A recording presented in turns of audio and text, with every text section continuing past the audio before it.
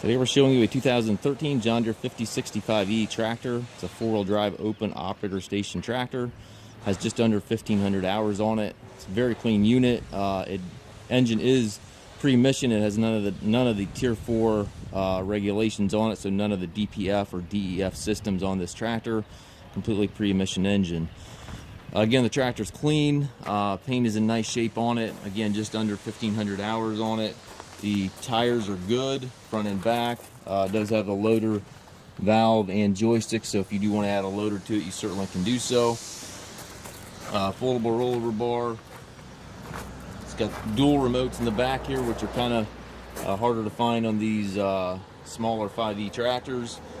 540N, 540E PTO. Has the stabilizer chains and the top link with it. It's a very clean tractor, as you can see here. And a little bit of damage here to the front rim. The tire does hold air just fine, but as you can see, it looks like they bumped into something there with that front rim. It does have the 12-speed power reverser transmission. This reverser allows you to change direction without clutching.